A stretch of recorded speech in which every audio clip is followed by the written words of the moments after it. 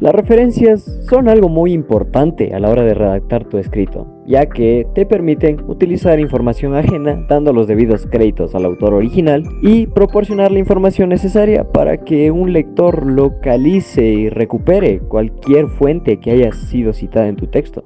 Esto es conocido como la lista de referencias. Por suerte para nosotros, tenemos las normas APA, que nos dan una guía para hacerlo de manera correcta. El formato de la lista de referencias debe iniciar en una nueva página separada del texto. El título de esta página debe ser referencias y debe estar centrado en la parte superior de la página, además de estar en negrita. No se debe subrayar o usar comillas para el título. Todo el texto debe estar a doble espacio al igual que el resto del ensayo. Además, cada entrada en su lista de referencia debe tener una sangría francesa a media pulgada, es decir, 1,27 centímetros del margen izquierdo. Los elementos de una referencia, por otro lado, son las entradas en una lista de referencia y debe incluir los 4 elementos básicos de una referencia: el autor, fecha de publicación, título del trabajo y fuente de recuperación, como lo vemos en la imagen. Pero, ¿qué pasaría si no tenemos información completa como para hacer una referencia? Es decir, muchas veces nos falta la fecha de publicación, el año, o a veces no encontramos el autor de determinado texto en una página web. Pues muy fácil, aquí te lo explico. Sustituye el nombre del autor por el título del escrito. Luego, proporciona fecha y fuente. Debes informar el autor, sustituir la fecha por s.f, que quiere decir sin fecha, y luego informar el título y la fuente. Informa el autor, la fecha y describe el documento entre corchetes e informa la fuente. Sustituye el autor por el título. Utiliza s.f, que significa sin fecha, e informa la fuente. Utiliza la descripción del documento entre corchetes y en lugar del autor, informa la fecha y la fuente. Informa el autor. Utiliza s.f, que quiere decir sin fecha, y describe el documento entre corchetes e informa la fuente. En ese caso, como el lector no podrá recuperar la fuente, no debemos agregar esta entrada a la lista de referencias.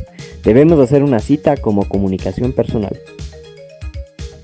En el lugar del autor, escribe la descripción del documento entre corchetes. Luego, utiliza s.f, que quiere decir sin fecha, e informa la fuente.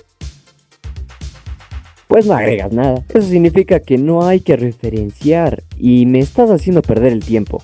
Eso sí, en caso de que el autor sea anónimo, simplemente escribes la palabra anónimo y continúas. El resto, normal. La lista de referencias debe ser ordenada alfabéticamente por el primer apellido del autor, de las iniciales del nombre del autor, y en caso de que quieras ordenar varias obras del mismo autor, aquí hay las siguientes reglas. Al ordenar alfabéticamente los apellidos, recuerde que la ausencia precede la presencia, como en los siguientes ejemplos de aquí. Los prefijos deben ser tomados en orden literalmente. En español se omiten las preposiciones del nombre. Así un apellido como de la Rosa quedaría ordenado como si estuviera escrito Rosadela. Recuerda que los números también se ordenan y deben de ir de menor a mayor, y en caso de ser romanos igual. Eso sí, en caso de que la obra esté escrita con números ordenados basándose en la escritura del número 101 va antes de la palabra Didier, porque empieza con C. Si el escrito tiene más de 20 autores, debes enumerar los primeros 19 autores y luego utilizar puntos suspensivos después del nombre del 19º autor. Después escribe el nombre del último autor de la obra. Se debe incluir números de página en una referencia de acuerdo al tipo de fuente que estés citando. Se incluye un rango de página en una referencia cuando la fuente es parte de un trabajo paginado más grande. Bueno, aunque todo esto te parezca muy complicado de usar, que lo es, y puedes llegar a confundir las reglas o incluso olvidarte, que sé que pasará, te doy 2 ejemplos de cómo referenciar correctamente un libro. Para el libro impreso, debes utilizar apellido, nombre, entre paréntesis año, título de trabajo y editorial. Para un libro en línea utilizarás apellido, nombre, año, entre paréntesis, título del libro, editorial, DOI o URL. Para un libro con editor utilizarás apellido, nombre, entre paréntesis, editor y en otro paréntesis el año, título de trabajo y editorial.